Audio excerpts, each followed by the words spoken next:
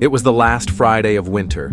Rain stitched itself across the windows in cold lines. I had surrendered to the couch, blanket, dumb action movie, bowl of half-stale popcorn. Nothing brave, nothing complicated.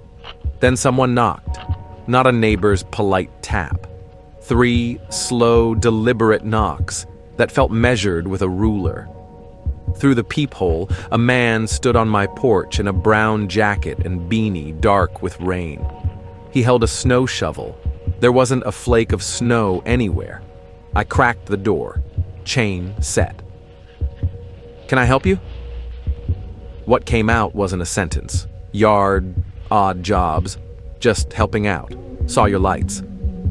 His smile kept arriving late to his face. His eyes never settled. None of it fit the weather or the hour or the shovel slick with water. "No thanks," I said, closing the door. His hand touched the edge before it could shut. Not hard, just present. Heavy enough to register, long enough to count 1, 2.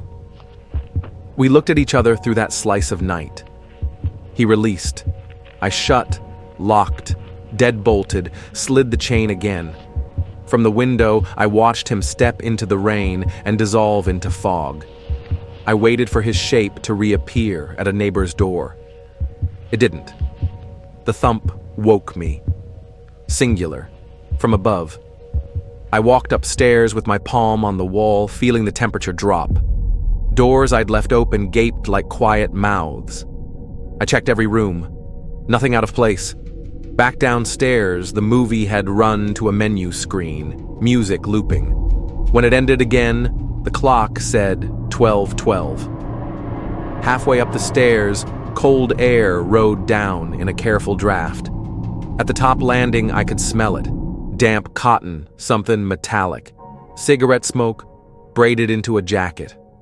All the doors were open except my bedroom. But the guest room window was propped 2 inches from the sill, a black seam I hadn't opened. I crossed the carpet on silly knees. Up close, something darker marked the white paint of the sill. A print. Just the suggestion of a tread at the edge. A shoe print, pointed inward. My body understood first. The house stopped being rooms and became a board with too many squares to defend. I backed into the hall, looked into each doorway, office, guest room, bathroom. My bedroom was last. Bed made, curtains half drawn, mirror catching my small shape.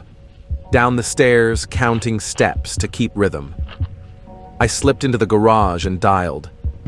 911, what's your emergency? I told her the true things. Window open, print on the sill, cold air, a man earlier with a shovel and a story that didn't fit. Stay on the line, she said. Blue lights salted the rain 5 minutes later. The officer nodded at my short version and went inside with a flashlight that turned my house into a stage set. I stood on the porch in bare feet, shivering. Across the street, a dark window watched me back. "Hello? Police." His voice carried down the stairs. Silence. Then louder. "Sir, let me see your hands." Shuffle of something large trying to become smaller. Scrape of wood under weight. Commands. Then steps that weren't mine or the officer's. A scuffle, a thud with a human sound in it. The officer came down with a man in handcuffs, brown jacket, beanie dark with water. He didn't look at me, but I had the sense that my house did. Like every room I hadn't checked, had learned a face. "Found him in the master," the officer said gently. "Shoes off." Closet door. He waited.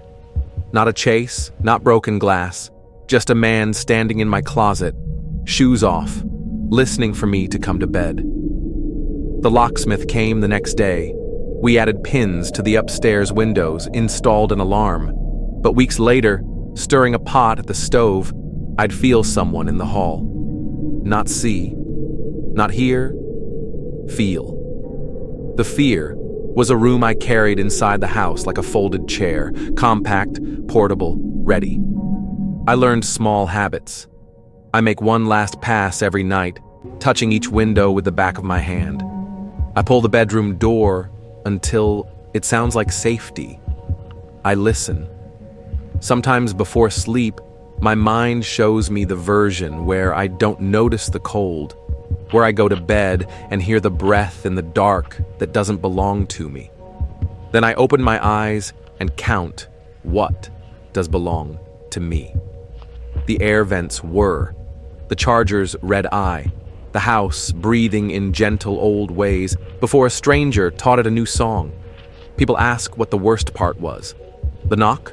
The window? The print? None of those. It was the way he put his hand on my door for 2 seconds and taught me what 2 seconds can hold. I still love the rain. I still watch dumb movies with stale popcorn. The house is still mine.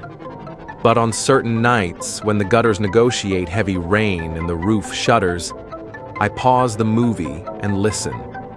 And when the silence answers back, I tell the house out loud, good. I tell it again, the way you tell a friend you need to hear yourself. Good.